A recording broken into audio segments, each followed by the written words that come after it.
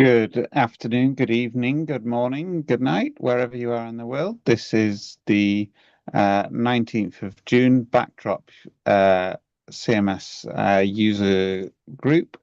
And this week we'll be talking about vector databases. But first of all, let's introduce ourselves. My name is Martin Price. I'm Yorkshire Pudding around the Backdrop community. And I'm a backdrop developer based in Northeast England. If we go to Tim. My name is Tim Erickson. I'm St. Paul Tim on the internet. I am in Deerwood, Minnesota, where we got a beautiful sunny day behind me. So bright, sunny you can't see it. Okay, that's it. Go ahead, Justin. Hey, I'm Justin Kaiser. I am in Muncie, Indiana, outside in a windy afternoon, but it's a great day out here. It's not going to rain today, no thunderstorms. So I have been working a lot with AI and Drupal AI, and I'm in the circles about what is going on over there. And I use a bunch of this stuff. And I ported the OpenAI module to Backdrop. And I'm particularly interested in AI search because as a librarian, I was trained a long time ago and interested in how you organize content and how you then retrieve the content. And being able to search something in natural language and not have to use keywords to get results is pretty fascinating to me. And that's what embeddings in vector databases and AI search kind of does. It allows you to be able to search your content for semantic meaning. So I'm going to talk about vector databases and the Search API AI module, which is mostly working now for Backdrop CMS. I pushed new dev branches today of Search API AI and the OpenAI module. So they should be pretty much good to go in there for the current status of things. Okay, so I'm going to share my screen because Sure. I made some slides about an hour ago. So we got vector databases and Backdrop CMS for the Backdrop user group today. Excellent. What are vector databases? They're databases that store and search vectors. Well, what's a vector? It's a bunch of numbers. So it'll take your content and take say the contents of your article nodes, and it'll turn it into a string, an array of a bunch of numbers based upon the contents of the text. So that is a vector. It'll be turned into an array of 1,536 numbers and stuffed into your vector database. And then it will enable semantic search to find things by meaning, not just words, because when you type in your search, those search terms get turned into an embedding and also a vector, and those numbers get searched against the numbers in your database, and they retrieve a result, which is basically this slide. For example, one of the examples that I've seen is the Drupal Umami site full of recipes. So if you use the traditional search in it and you search for Italy, you won't get any recipes. But if you search it for Italy with a vector database and a vector search, it will figure out that you're looking for Italian foods, and it will come up with a result for recipes from foods from Italy, because Italy and Italian are similar. So it searches by meaning you might also, what you can use it for is recommendations. You might also like recommended searches. And I guess by deduplication, this means that you can search for your site for content that is almost very similar and kick out the duplicate nodes that you don't, they might have different titles or slightly different content, but their meaning is effectively the same. And you can build chatbots and related content blocks and Q&A stuff. So popular vector databases. There are 3 that I really know about and 2 that I've used. The third one I've tried to use, but was unsuccessful. So there's the Pinecone, there's the Milvus, which is the local version of Milvus, and then there's Zillis, which is the cloud version of Milvus, and there's Postgres. You can use a Postgres database with pgvector and store vectors in that. And I've also heard that if you use MariaDB instead of MySQL, you will be able to store vectors in MariaDB in the very near future. So if you're using a backdrop site or a Drupal site with this, you actually have two databases. You have your site database in MySQL, and then you have your vector database in something different, Pinecone, Milvus, Zillis, or Postgres. The backdrop modules that I have work with Pinecone and Milvus. Don't work with Postgres because I couldn't get it to work local. Because I can't test with it. Embeddings, AI generated vectors that represent meaning, created using embedding models. The backdrop module only works with OpenAI, and that's the one that I've had, the provider that I've had the most success with. So these are the OpenAI embedding models. There's text embedding small, there's text embedding large, and there's the old text embedding Ada. So that this table really didn't come out well. ChatGPT didn't do well with it, but it's super cheap. Like what that says is you can do 62,500 pages in the text embedding 3 small module for $1. So this stuff is really affordable. And what does the embeddings mean? The small one gives you 1,536 dimensions. The large one gives you 3,072. I don't think it's necessary for the 3,072. I've only used the small one because, well, if you double the vectors that you're storing, the embeddings, you double your storage in the database, which is, it costs more to use. You're going to double your storage and you don't really get that much from it. So what I have in Backdrop. So inside the OpenAI module, there is an OpenAI embeddings module, which doesn't really do vector database, as in send it to a vector database. This actually stores it in the Backdrop database, and it doesn't really do a whole lot for you. It's just like a sample module. So you can turn it on and you can create vectors from it, and then there's a page on it where you can search against the vectors and get results. So you can kind of play with it and see what is possible with it. And with the Search API AI module, which plugs into the Search API module, it actually connects to the real backend databases in Pinecone or Milvus. And you can send stuff to it and retrieve stuff from it. And that is the one to use if you're actually going to set up AI search. So real use cases in Backdrop, semantic search, real natural language search for your articles and your nodes in your site, and you can create a chatbot that will answer questions based upon your content in your site. And hopefully in the very near future, we will be able to make related content block on the bottom of your nodes. So if you have a site full of articles and you want to block at the bottom with 3 related nodes to that content, what it will do is grab the content on the current node, send that off as the embedding or vector to the vector database and then retrieve the most 3 relevant nodes to the one that's on the page.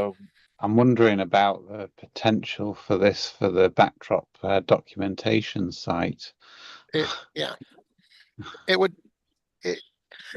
Could be quite useful. The usefulness of the AI search and the vector search is that I've heard it described as, if you turn it on your website, your search will automatically be better. You don't have to do anything but turn it on and set it up and index it, and it will be better than it was before. Well, search has always been something that's been kind of bad in backdrop, sort of out of the box, right? So, well, it's just keyword search. right, So if the word isn't in your content, then right, it doesn't show up. doesn't show up. So that is most of my slides. So I'm going to go over and play with the site. Well, can we talk for just a minute? So, Yep. I mean, actually, I think you answered most of the questions I expected to have, Justin. Good job. So I'm just going to kind of repeat back and make sure I understand. So this vector database, the main reason for this is that it's specially designed for these embeddings. So is there any other use case for vector databases with backdrop that you know of, or exclusively for this kind of sort of search embeddings? I think that this is pretty much only used, as far as I know. I've only ever heard it used in these Drupal backdrop circles or AI search. Okay. In terms of the structure, you mentioned that it basically stores a lot of sort of numbers related to the content, but does it also somewhere store like a legend to those numbers? So no, it doesn't store the legend, but I can show you what gets stored in the database. Oh, right. The other part that I left out is it chunks up your content. So there won't be one record for one node.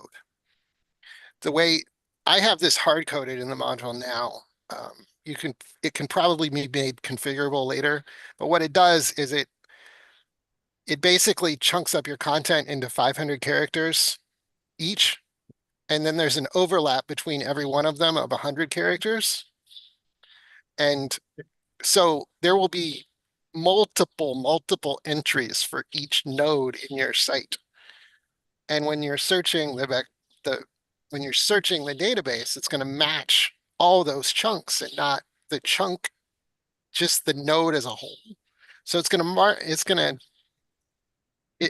more accurate in matching to parts of content. Okay, so if you have a long article, what you're saying about grizzly bears, Yep. and it's a very long article, I don't know, and maybe we different parts of the article talk about Yellowstone, and we do a search for Yellowstone grizzly bears. It's going to return different results for each section of the article that has it will still return the article. Okay, it'll just be return one, but it'll return once, but it'll Okay. match to multiple chunks in the Sure. database. And the more chunks that it matches, the better the score will be. So Okay. the more likely that node will be at the top of the search results. Got it. But you wouldn't need to search it for Yellowstone. You could say grizzly bears in national parks, Sure. And it would know that Yellowstone is a national park. Nice. Mm. That's the sort of stuff that it just can intuit, because you're also using the LLM on the other side of it to interpret the results that it brings back. Right.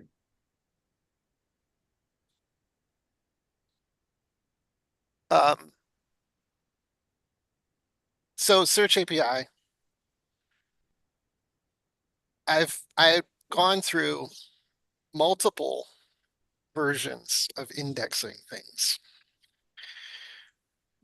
I discovered after playing with this on the Search API filters, over here, there is a checkbox for complete entity view. So I have sites where there are paragraphs where all the main content is. So I knew that I couldn't just add the body field because the content wasn't in the body. But this complete entity view thing is pretty nifty because it'll index the full content of the node and not just individual parts of it. But at the same time, I've got to put all of the other various fields that I want to index in it. So like the URI and the TID and the name, the term ID and the name on my taxonomy terms. And this Search API AI module gives you another choice in here called embeddings, or the type. What I've come to realize that I needed to do is only have one of the fields selected as embeddings when I'm configuring the fields. And then everything else is just extraneous. What this actually means is this field, the entity, the whole HTML output of the node is going to be the main content that gets stored as the vector for the node. Everything else that is on here, like the created date and the URL and the URI and the title and the content type and the NID, all of these other fields get stored as extra metadata along with the vector for every single chunk inside the vector database. So it adds contextual information to every chunk, and you get much better search results because I was doing this without doing that. And I was testing out the chatbot and the search results, and they were terrible. And I was like, why are these so bad? And it's because I was trying to store a vector for like the body field, the title, and then every taxonomy term. So there were all these things in the vector database, but they didn't know they were related to one another. So I would get a result for the body and then the title and then the taxonomy term by itself, but it wasn't all the same thing. And it was awful. But earlier this week, I got it indexing much better. So you set up all the fields that you want to index. Be sure to turn on the full node view in the filter. And then you index things just like Search API. And it shows up in the vector database. Let me go get it.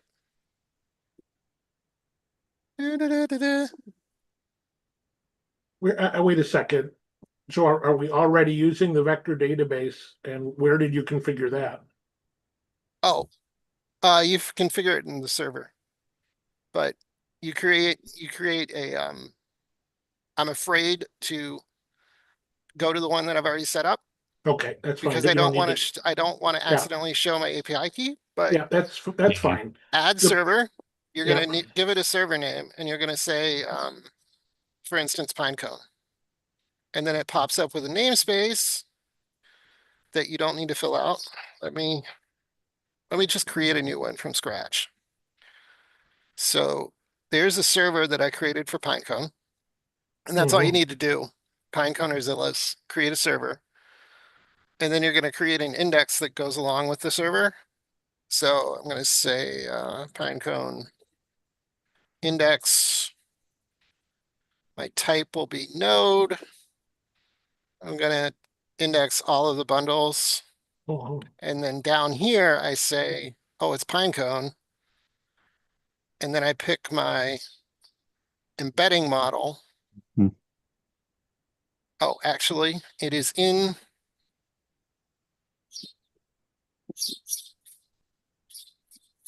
And then you create the index.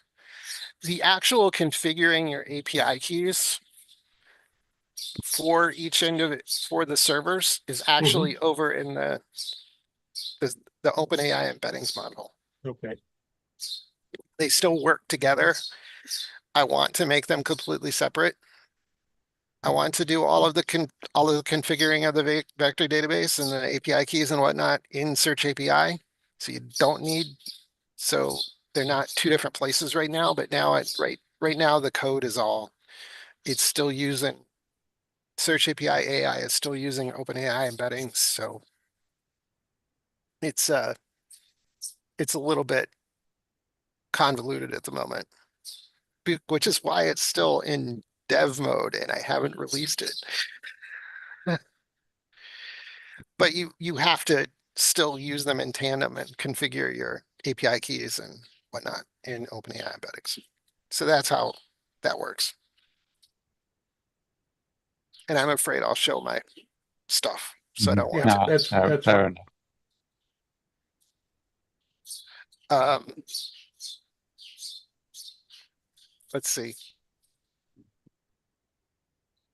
I'm sorry, but since we're sort of on this, so you're using Pinecone, and you said Pinecone is available in the cloud, or can you do Pinecone locally?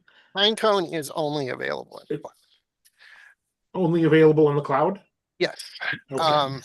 So I actually stopped using Pinecone and went with the Milvus Zillus. Why? Because you're doing it locally? No, No, you're still doing it in the cloud. I'm doing it in the cloud for real. I decided my production Mhm. place that I was going to start using this was Zillus because it seemed like a more affordable option. Their free tier was really good to play with. And then there's a serverless mode that you just pay as you go. Mhm. You pay for what you use. So I'm thinking it's going to be like less than $10 a month for me Okay. right now. And then if that doesn't pan out, you're tacked each, because I'm storing multiple sites in one database. Okay. Every site becomes a collection in the database. Okay. The free version of Zillus was capped at 5 collections. And I'm going to need more than that. So I upgraded to the serverless one where I have 10. And then if that doesn't perform well enough, then I can do a dedicated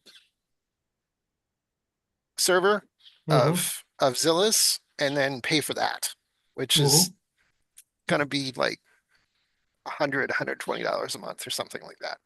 Now, the other thing that I thought about doing, since I use AWS for everything, is I could have done this myself. I could have spun up an EC2 instance in AWS and installed Milvus or Pinecone on it and maintained it myself.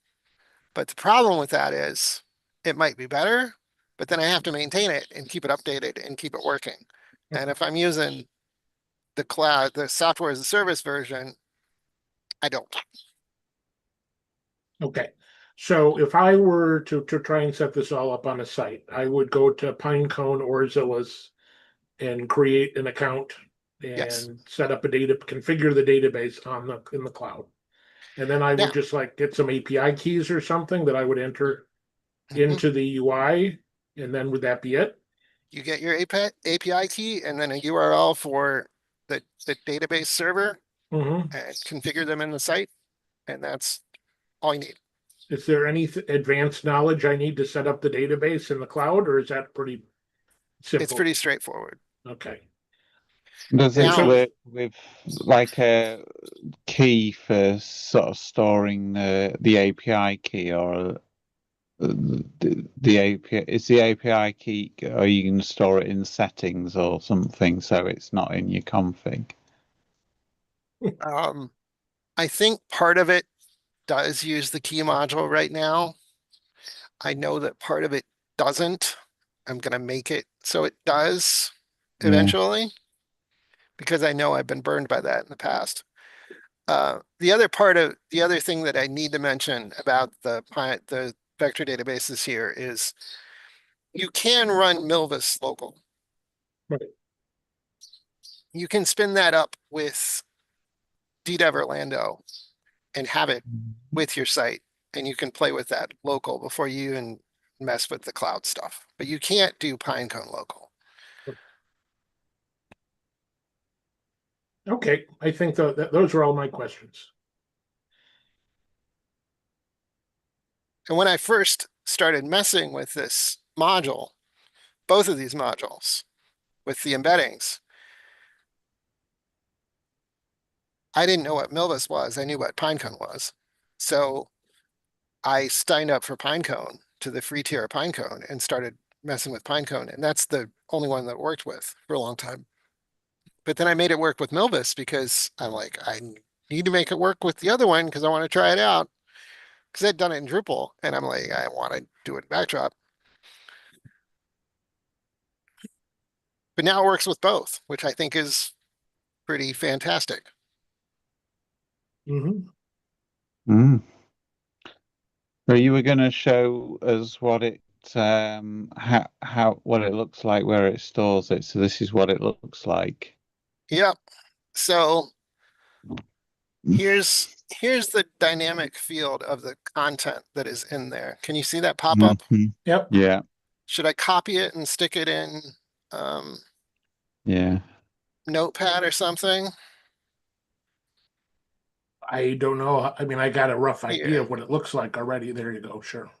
So we got the entity ID, which is the node ID. It's actually stored twice. It's telling me that's the search API viewed field, which is the whole node. Yeah. This is the actual chunk of the content, that chunk that is stored with this vector right Yeah. there. And then we got the created, the field name search API view. The title is going to be in here somewhere, yeah, about Park Pilot, and then the Yeah. URL. So the NID's in there. There's a bunch of good stuff in there. And when I was working with this like 2 weeks ago, none of that was there with each vector. So the Yeah. numbers that are stored is this gigantic thing Mm-hmm. that probably doesn't mean a lot unless you're a mathematician. Mm. So that's a bunch of numbers. Oh, sure. So can I Yeah. ask, are those numbers sort of like a universal language, or is that specific to whatever AI model you're using? Yes, they are specific. So Okay. you have to do the indexing and the searching with the same embedding model. So you couldn't Mhm. index it with the large model and then search it with the small model because Mhm. it's Mhm. not going to know what it's talking about. Yeah. So if you're indexing with the small, you've got to search it with the small. Sure. Okay. And the actual modules that do that, I think, automatically.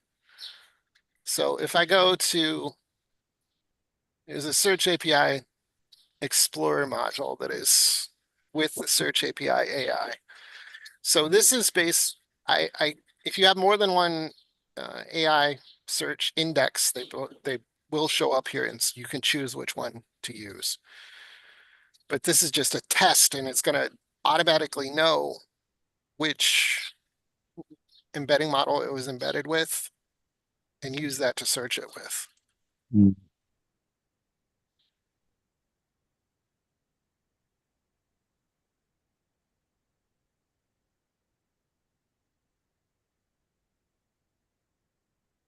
So it's kind of a wall of text, which I could sort out in this submodule. Mm-hmm. And I don't want it to say, here is the relevant source content. And it kind of returned like all of the chunks in this wall of text. Mm-hmm. This is the good part here. Okay. The assistant message, which is the chatbot's answer, and then the links to all the nodes that it found in the vector database. Nice. So that's Nice. kind of if you set this up and you index your content, you turn this submodule on, and then you go to this page and test it, see if you get results. Sure. And if you do, then you can continue to the next phase of the operation, which is you could create a view of the search index of just the AI search and then test that out.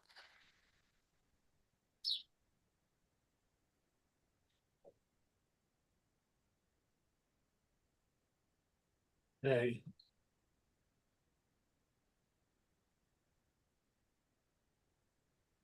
Shifting to another search. There's also a database search submodule, correct? Where you can use Search API and index your database. Mm-hmm.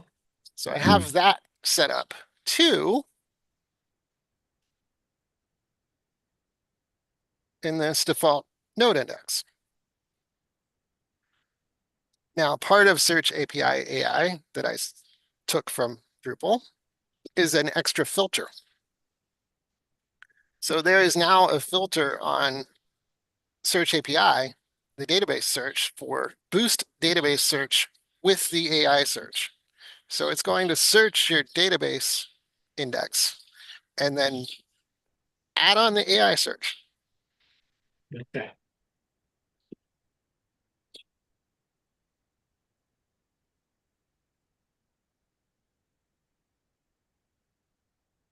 I think I've got to reindex it. I should have showed the example with it off before I turned it on.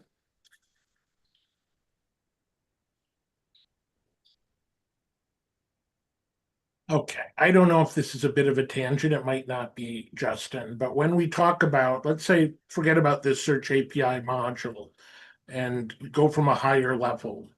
As somebody who just is familiar, with AI, like I hear about, I can use ChatGPT to ask questions about backdrop, but I've also learned that we can create sort of backdrop specific modules or models, which would involve feeding information about, specific information about backdrop into a model. My question is that fundamentally what you're doing here is just taking, like if we were to say we wanted to train our own model on the doc site for backdrop, is that essentially just mean doing a vector database of what's on the doc site and then making that Yeah. accessible to a model? Sort of. Okay. I'm not Any, I'm not sure my search results were all that different here from the okay. Other view. So that might be something that I have to work on. So what you're asking about is the chatbot, which is the next part. Okay. My So mind's gone off on a tangent when you're talking about elaborate paper aeroplanes, and I'm wondering what our I resident origami expert I have this thing. could come up with. This thing's cool. I have one of these. Okay. Um, Have you talked to Bugfolder about paper airplanes at all? nope. Is there any overlap? Are origami artists interested in that, or is that a pseudoscience for them? Don't know. For anybody listening to this, we're just joking about another member of our community who is a nationally or internationally known origami artist. So, All right. There is another submodule called Simple Chatbot with this, and it gives you a block to turn on to create a chatbot. So you can tell it, give it a title. You can tell it which index to use. There's a view drop down, which you're supposed to be able to use the view that you created for your search or the database search with the filter on it. But I'm honestly not sure if that works.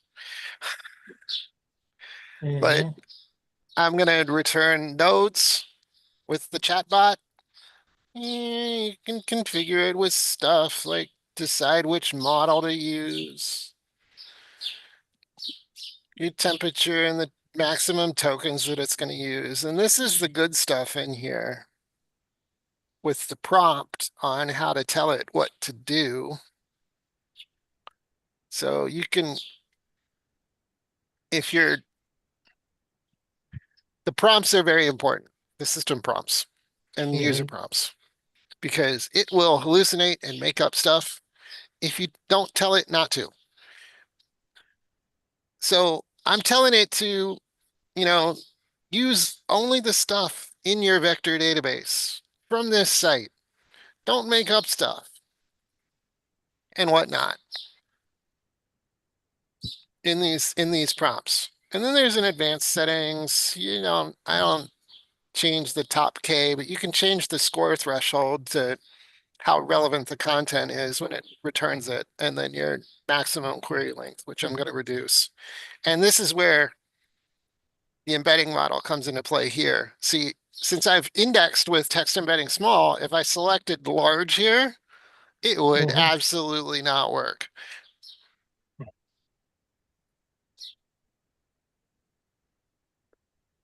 So then that creates this guy on every page.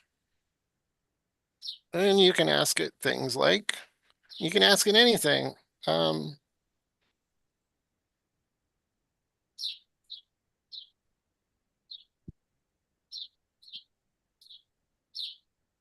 If I could type.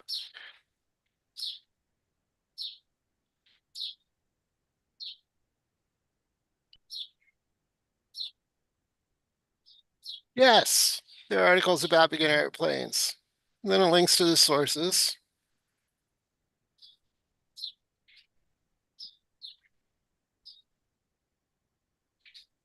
Which is a very nifty creation there.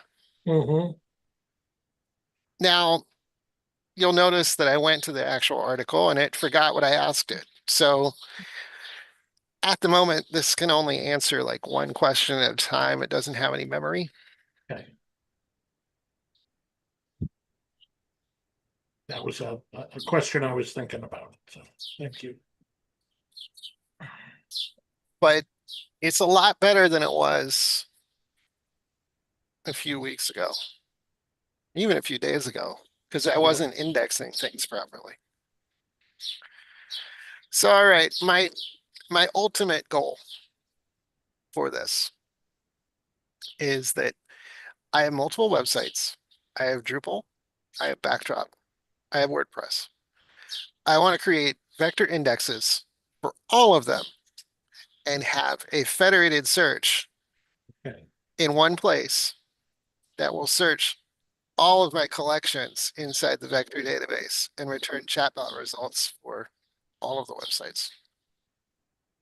Wow. And I think that's very possible. Okay. Nice. Yeah, well, I'm really impressed. So you are, remind us again where the module is. Like, so you said you just updated the dev version on Backdrop or in GitHub, is that correct? Yeah, it's in Backdrop Contrib. Yeah. It's not released. Search API AI isn't released. Because So while it works, you will not find this on backdrop.org yet, but you will find it in the Backdrop contrib space in GitHub, where you can download it and experiment with it. Okay, but it's not considered stable quite yet. So I assume you would appreciate people testing it and giving feedback. Yeah. Anything else? I wouldn't mind that. I mean, anything else that expect would be it to useful be. to you? what was that, Martin? Yeah, it's kind of, if it's not released, it's test it and give feedback, but don't expect it to be production ready. Yeah. Okay. I find a lot of bugs on my own because I'm in it and I'm like, yeah, they don't do what I want it to do. And then a day later, I'm like, oh crap. Okay. Anything else that you need from people, like for help or support? No.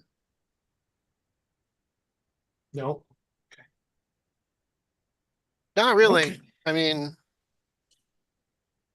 it's a lot of fun playing with because, like I said, I do this stuff with the Drupal modules and I want it to work in Backdrop. And actually this Search API AI was a Drupal 10 module. It stopped development, I don't know, over a year ago at this point, because they abandoned OpenAI and went to the AI module. Mhm. So this current dev version in Backdrop has actually incorporated some of the ideas that are current in AI search in Drupal. Mhm. The idea of the main content field being the one you select as embeddings, and then everything else getting attached as contextual content. Mhm. That's kind of what it does. Okay. I'm sorry, remind me, is this AI, OpenAI specific? This one is still OpenAI specific, isn't it? Yeah. Yeah.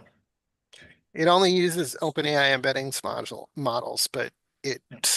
can use Pinecone or Zillis on the back end, Pinecone or Milvus.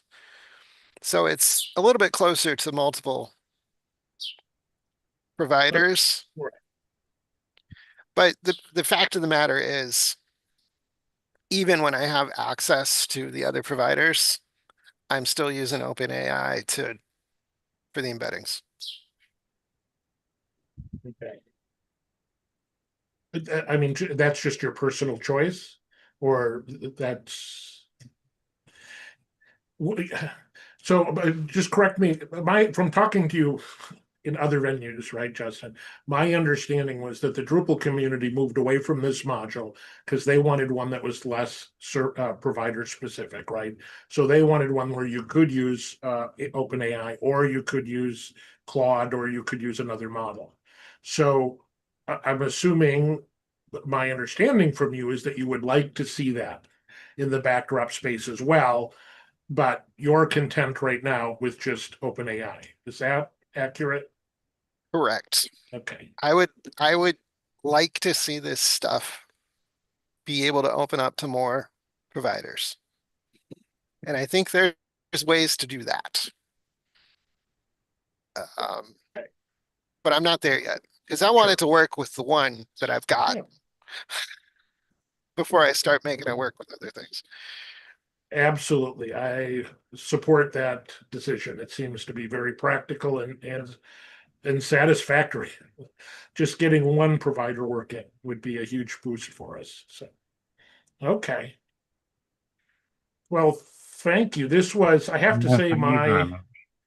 my understanding of sort of what's going on with AI and Drupal and Backdrop like doubled or tripled in the last hour. Even though I've talked to you about this stuff many times before, this demo really made a lot clearer to me. So as far as the docs site goes, though, Mhm. theoretically, I mean, you Mm, put this on there, you hook it up to a vector backend, you index the site, Mhm. mhm. you have a chat bot that answers questions on Backdrop docs. Okay. So we wouldn't need to add any custom code. No, Okay. So I'm unless you gonna, consider a dev version of the module custom oh, code, but it won't be dev forever. sure. I have one or two things to ask you about after we finish the recording, but I think that's it for now. Anybody else? Anything else? No, I think it's been really, it's opened my eyes to some real possibilities. So it's been really helpful. Thanks very much, Yep, I'm Justin. excited. Okay. So let's wrap up this week's user group meeting.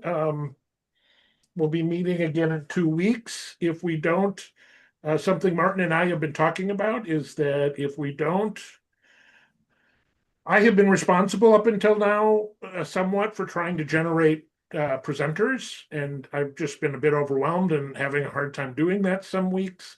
And I think what Martin and I have discussed is that we will just, if we don't have a presenter lined up, we will just do lightning talks and have people demo things that they're working on, modules. You could do a showcase a site you're working on. But we really encourage people to just, if there's something you're working on, you want to share with the community, bring it to the next user group meeting. Could even be like a new technique that you've mastered and you want to share with the community, just to say, look, this is how you do this. It's